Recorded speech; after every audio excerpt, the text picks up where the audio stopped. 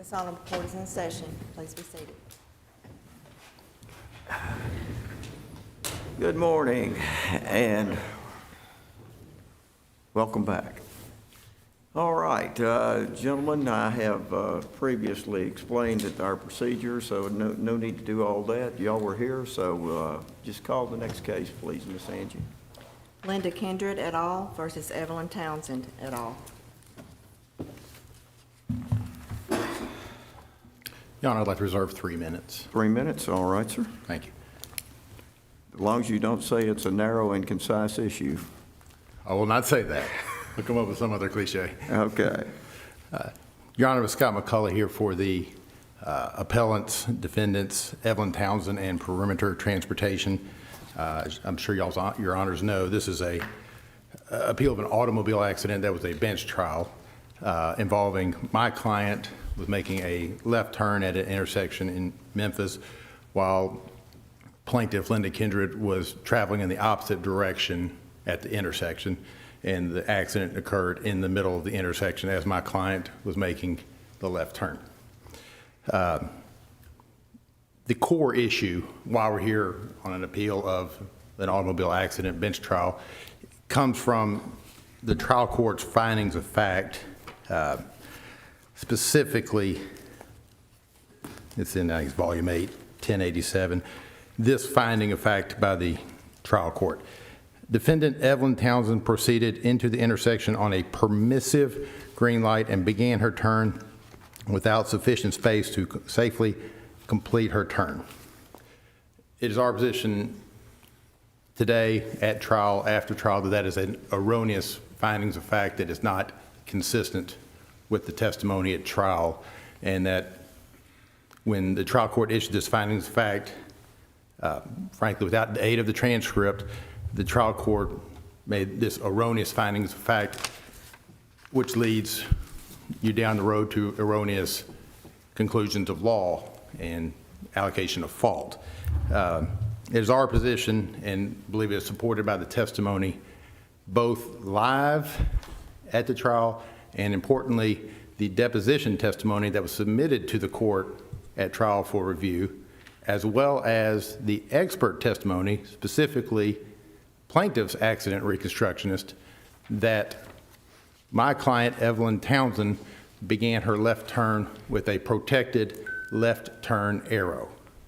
And under that scenario, that changes the duties, both common law and statutory, of both drivers and renders ultimately the findings of fact and conclusions of law and allocation of fault erroneous. At the trial, there were 5 witnesses who were present at the intersection. The first, obviously, was my client, Evelyn Townsend, who testified repeatedly at the trial that she made a left turn with a protected left turn arrow. It testified repeatedly to that. And the arrow green or yellow? She testified that it was green, repeatedly. And none of the other witnesses could provide any testimony of the color of her arrow, because the other 4 witnesses are all coming from the opposite direction, including plaintiff. So, but you begin with my client, Evelyn Townsend, repeatedly stating, I began my turn with a protected left turn arrow. And then the defendant driver, or plaintiff driver, Linda Kindred, testifies she doesn't know what happened in the intersection. She can't remember the intersection. All she can remember is she was driving about 45 miles an hour, approaching the intersection when her light goes from red to green and proceeds in and cannot remember what happens in the intersection. She never saw our tractor trailer, is her testimony. But she says, I was approaching, I never hit the brakes, I never slowed down, I was going 45 miles an hour, I don't know what happened in the intersection, but that's what I remember. So those are your 2 witnesses who testified live. 3 witnesses, Tamina Hester, Stanley Sims, and Jennifer Sims, all testified solely by deposition testimony. All 3, and they were submitted at the trial. Their depositions were submitted at the trial. All 3 provided testimony on this central issue of the lights. And let me back up a second, and I apologize for this. Matthew Pitts testified at the trial, and he worked for the city of Memphis. And he's this program manager for traffic lights and signals. And his testimony was undisputed, and he kind of set the universe for what was happening. Evelyn Townsend's light signals, according to Matthew Pitts, began with a left turn, protected left turn green arrow, and then switched to a protected yellow left turn arrow that had a mandatory 3 seconds. Protected left turn arrow, green, protected 3-second left turn yellow arrow, and then instantaneously traffic in both directions would go to a green light, green ball. So that was his testimony. I don't think that's disputed by anybody. So then we have the testimony of 3 witnesses all traveling in the same direction as plaintiff Linda Kindred. And they all provided testimony to what they could see on their side of the lights, which it creates the universe and explains other testimony and provides credibility. The problem is, in the trial court's findings of fact, on page 3 of it, with regard to the testimony of those 3 witnesses testifying by deposition testimony only, this is what the trial court stated. 9, the testimony of witness Jennifer Sims was presented via written deposition. 10, the testimony of witness Stanley Sims was presented via written deposition. 11, the testimony of Tamna Hester was presented via written deposition. That's it. There is no findings of fact as to what these 3 independent eyewitnesses saw or testified to specifically related to the lights that they saw. And why is that important? Well, Tamna Hester testified that she was stopped at the intersection, the direction that Ms. Kindred was approaching from behind. At least 6 times that I have in my notes, Tamna Hester testified in her deposition that at the time the light, their light, plaintiff's light, switches from a red ball to a green ball, which can only happen, according to Matthew Pitts, after the 3-second protected yellow left turn arrow in the opposite direction. She testified at least 6 times that my client was mid-turn, in the intersection, mid-turn, before the green ball happens instantaneously in both directions. 6 times she testifies to that. Stanley Sims testifies in his deposition testimony at least twice that I have notated. He's traveling along, approaching the intersection with plaintiff Linda Kindred. He testifies twice that as he approached, he observed their light, plaintiff's light, go from red light to green light, red ball to green ball. And at that moment, my client, Evelyn Townsend, was mid-left turn. So consistent with Tamna Hester, plaintiff's car is approaching. At the time the light switches at the instantaneous end of the 3-second yellow left turn, my client is mid-left turn in the intersection. Jennifer Sims is the 3rd eyewitness, and her testimony is frankly inconsistent and lacks credibility, because what Jennifer Sims testifies to, contradicted by multiple people, beginning with plaintiff Linda Kindred. Jennifer Sims testifies that she is 100% sure that Linda Kindred's vehicle was stopped at the intersection at the time of the red light, and then proceeded to go when it switched to green. Linda Kindred, the plaintiff, testified, as I mentioned earlier, she never broke, she never slowed down, she was going 45 miles an hour and saw the light switch to red to green. So Jennifer Sims, I don't know what Jennifer Sims was looking at, but it's not that car, and lacks credibility. Which takes us to, at trial, the testimony of the 2 accident reconstructionists. The court made, as the court can do, made the determination that plaintiff's accident reconstructionist, Brent Munyon, was the more credible. So going with that testimony, here's what Brent Munyon states. Question. So you acknowledge, at least for purpose of your opinions, the simple fact that Ms. Townsend entered the intersection on a green turn arrow, correct? Answer, yes. So plaintiff's own expert testifies that my client began the turn with a left turn protected green arrow. I'm sorry, does that testimony say that your client was turning left or that your client was in the intersection? Those are two different things, to be in a turn lane and also making a left turn. Those are not one and the same. Well, the testimony is that at that time, I believe I believe Mr. Munyon testifies that it's either 65-35 or 60-40, I believe. Testimony that my client was already in the intersection at this moment. All right, in the intersection and making your left are two different things. Can we agree on that? She was in the intersection proceeding with the left turn at that time. She was mid-turn at that point, had begun to turn with the green arrow, which then leads to another 3 seconds of protected yellow left turn arrow and then the instantaneous switch. So his testimony is that she began the turn and was proceeding with the turn with the green left turn arrow. I don't know if that answers your question or doesn't. I apologize if it doesn't. The initial green left turn arrow? Correct. Okay. And then whatever's remaining of that left green turn arrow, and then there's an additional 3 seconds for the yellow left turn arrow, and then the switch. And wasn't there another tractor trailer in front of your client's vehicle? That's my client's testimony, yes, that there was that vehicle had cleared. Okay.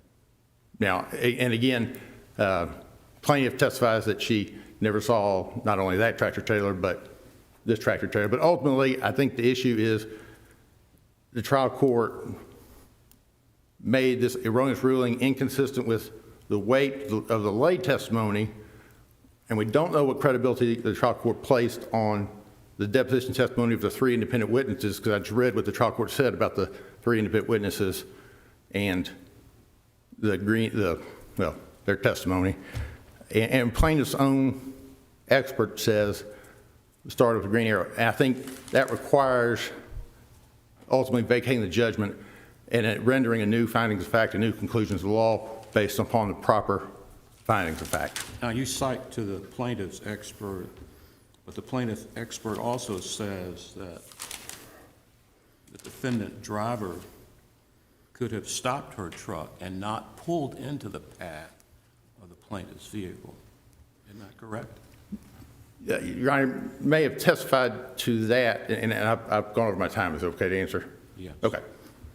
However, we also provided the testimony of Michael Connolly, an expert in the trucking industry safety, who proceeded to testify that a tractor-trailer driver or any driver does not know how long any left turn signal, green or yellow, is going to last.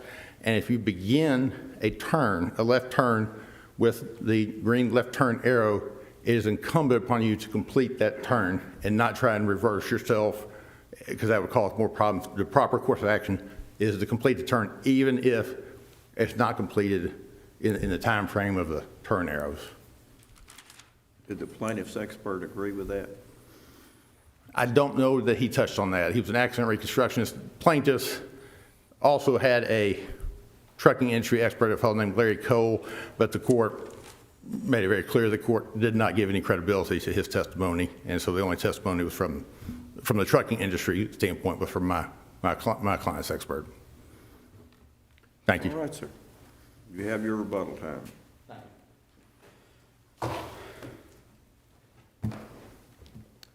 May it please the court?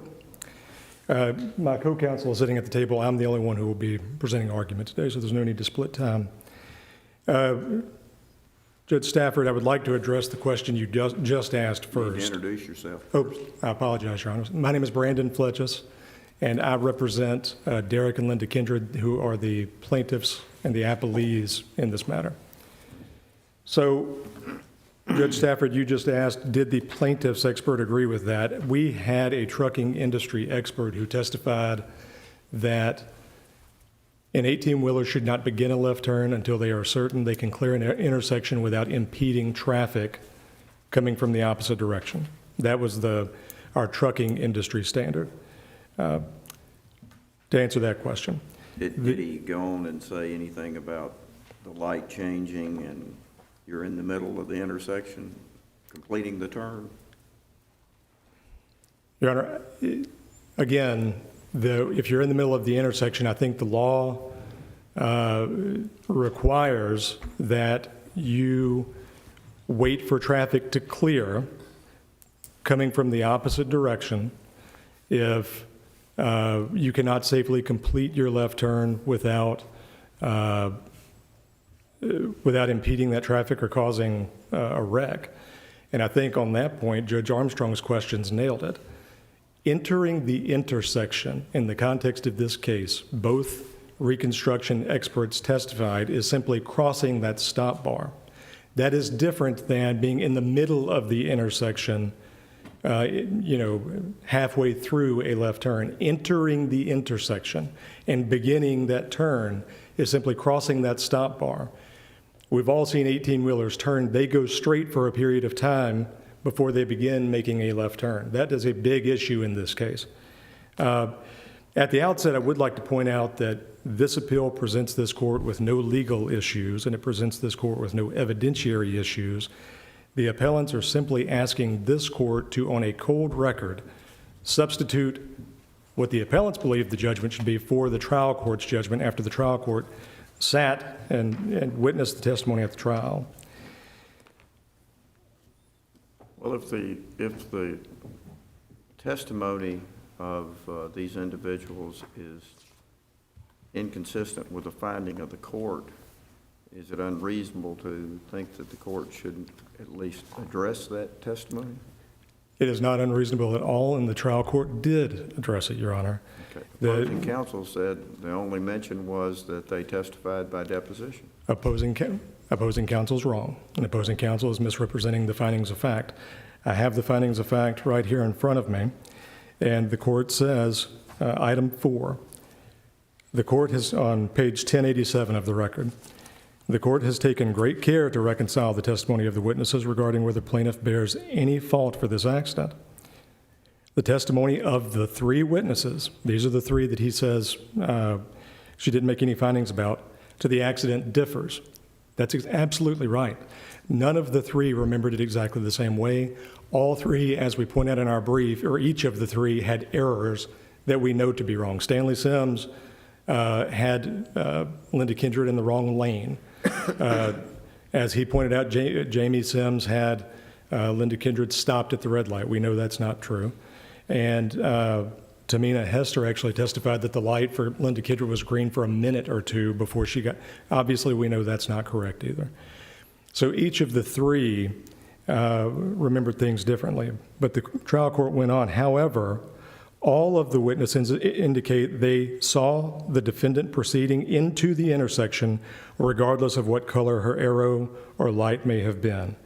The court takes from their testimony that a person acting reasonably under the same or similar circumstances should have seen the defendant and taken some evasive action.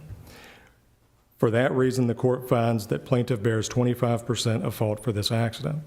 Not only did the trial court make the finding a fact that the trial court is accused of not making, it makes the finding that the appellants want her to make. It made the finding that they did see this truck in the intersection and bases the entire percentage of fault on plaintiff on that testimony. That is a finding of fact.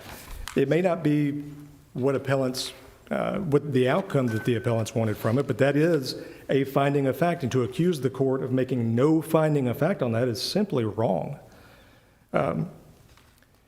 So much of the emphasis of appellant's brief is on Brent Munyon's testimony. Brent Munyon was specifically instructed and testified at trial that he was specifically instructed to take every benefit of the doubt and give Townsend's testimony, the 18-wheeler driver, every benefit of the doubt. That included giving her the full 14 seconds of a green turn arrow, even though that's not a given that she got the full 14 seconds. That included only putting one vehicle, that one 18-wheeler, in front of Townsend, as Townsend testified, even though the three witnesses testified there were multiple vehicles in front of Townsend. Obviously, if there were multiple vehicles, it would have taken more of the 14-second green arrow.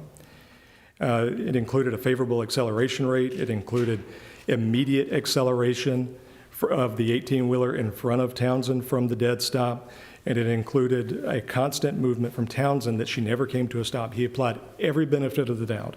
And Judge Armstrong, to your point, what he concluded was that she would have crossed the stop bar on the green turn arrow, giving her every benefit of the doubt, would have been 32 feet past the stop bar. The leading edge, the front bumper of that tractor would have been 32 feet past the stop bar, but it's a 72 or 73-foot rig. So 60% would have still been behind her in the turn lane. So, and that's the point that is left out on Brent Munyon's testimony from the appellants. Brent Munyon's testimony went on giving Townsend every benefit of the doubt to state that at the time she lost the yellow caution arrow, she was still 52 feet from the point of impact. And that given her acceleration rate, she could have stopped her rig in less than 6 feet, 5.27 feet. The reason that's very important is because if you're going to accept and construe Munyon's testimony solely on that point in favor of Townsend, Townsend herself testified that at the time her light was a yellow arrow, she scanned the intersection, saw Kindred coming, thought Kindred was not going to stop, and proceeded on through the turn anyway. In fact, those three witnesses all testified that the engine revved, the truck lifted up, and it looked as though the truck was trying to race through the light. Those are the three witnesses. That is testimony that is left out of appellant's brief and appellant's argument. What is undisputed is that as Linda Kindred was approaching the intersection, her light changed from red to green. Brent Munyon's testimony, again giving Townsend every benefit of the doubt. Brent Munyon's testimony was that at the time that Linda Kindred got her green light, she was 198 feet from the intersection, from her stop bar. She's proceeding. She testified that the intersection was clear at that point. Her plan was to go on through her green light. The reason that the 198 feet is important is because Brent Munyon testified that an average driver would not have begun to slow for the red light by that point.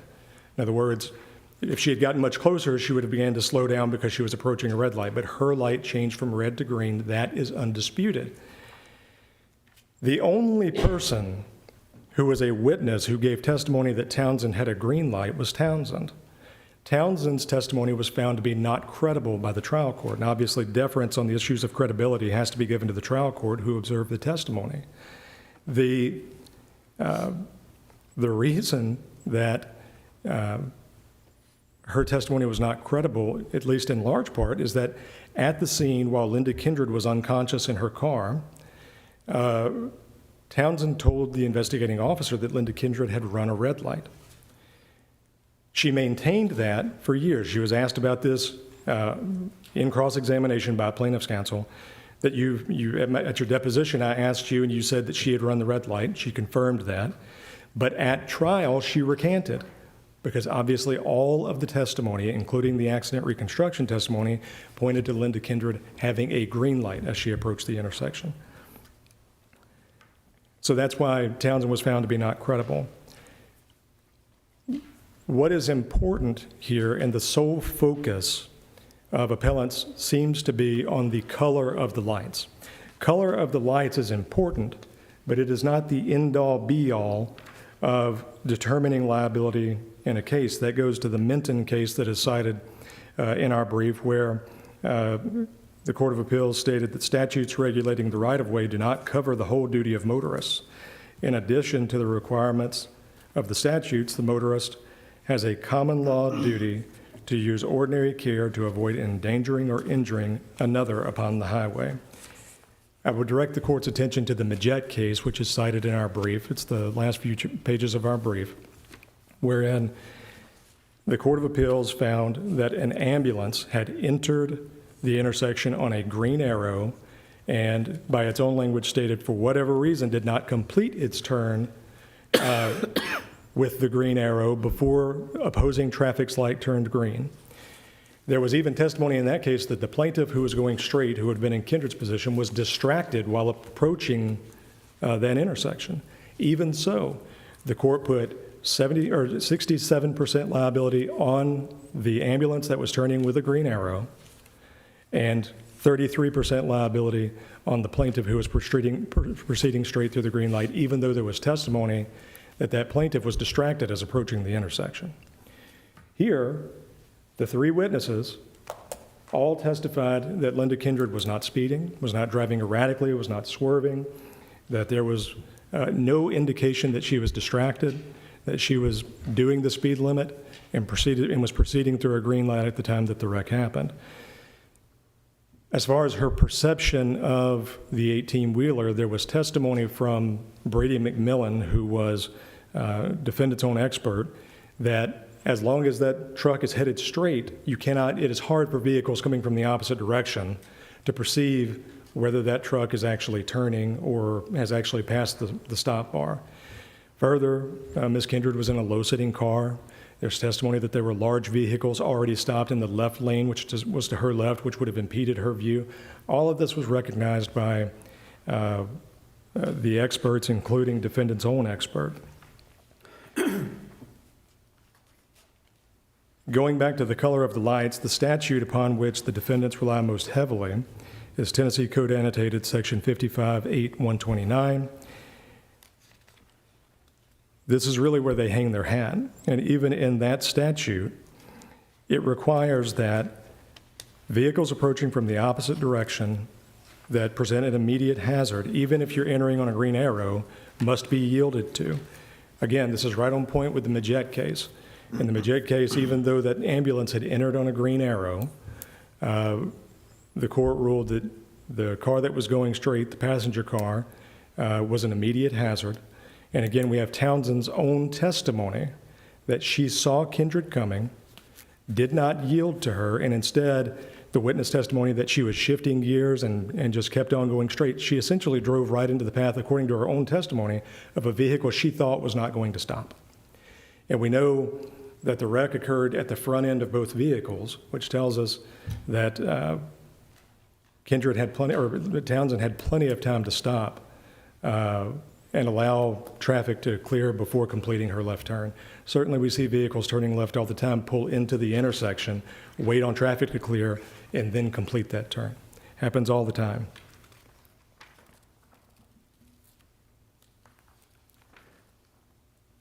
Finally, I would simply point out, according to their own brief, the Downing v. City of Memphis case, and I don't believe it was actually cited in their response brief, but the site is 1997 Westlaw 254235, where a police officer actually ran a red light and T-boned somebody who was turning left. And even in that case, the court put 10% fault on the turning plaintiff, even though the officer ran a red light. So certainly here, the 25% fault on Ms. Kindred, while in taking testimony that she was not driving imprudently at all, she was not distracted at all, she was not speeding, and she had a green light for several seconds while approaching the intersection. While 25% may be hefty, certainly the law does not support applying any more fault to her. In fact, according to Wright v. City of Knoxville, this court, in adjusting the percentages on a de novo review, would have an easier time removing some fault from Ms. Kindred and putting more fault on Townsend under this testimony than it would removing any fault from Townsend and placing more on Linda Kindred, the plaintiff. If there are no questions. I see none. Thank you.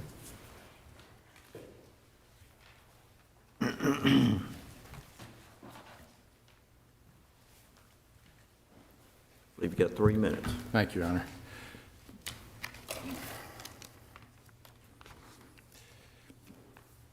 To begin at the end, the trial court applied 25% fault on Evelyn Townsend using an erroneous finding of fact. The trial court applied 25% fault on Linda Kindred, under the mistaken erroneous finding of fact that Evelyn Townsend proceeded into the intersection on a permissive green light. And to minimize the issue between entering the intersection on a green, left turn protected green arrow and a permissive green light is simply can't happen. And if we're going to hang our hat on a statute, we're going to hang our hat on 55-8-110, which has two different sections in it. It has one section for individuals making a left turn, 1A, a left turn with a green light, a permissive green light. It has an entirely different section, 55-8-110-4A, for an individual making a left turn with a green arrow. They are statutorily different duties of care, recognizing different common law duties of care. If you begin your left turn with the arrow under Tennessee law, then your duty is to yield only to pedestrians. However, if you make a left turn under 55-8-110-1A, just with a green ball or green light, then you yield to oncoming traffic. It is not a distinction without a difference. It is fundamentally different duties of care if the left turn began with a protected left turn arrow versus a permissive green ball. And that's why on the same page where they quote from the findings of fact that the trial court says all the witnesses indicate that they saw the defendant proceeding into the intersection regardless of what color her arrow or light may have been. That's not a finding of fact, because there's a crucial distinction that has to be made applying all of the testimony, whether Evelyn Townsend began that turn with a protected left turn arrow or a permissive green light. And the overwhelming testimony, including from plaintiff's own expert, is that turn began with a protected left turn arrow, and the trial court finding of fact is erroneous. And just to finalize on plaintiff's expert, they can tell him to make all the assumptions in the world, but he testified, but you reviewed all the evidence, all the evidence is correct. Answer, I did. And then shortly thereafter testifies, Ms. Townsend entered the intersection on a green turn arrow. That's the testimony at the trial. Thank you, Your Honors. Thank you, counsel. We will take this matter under advisement and we'll attempt to get you an opinion at the earliest possible time. Thank you. Thank you.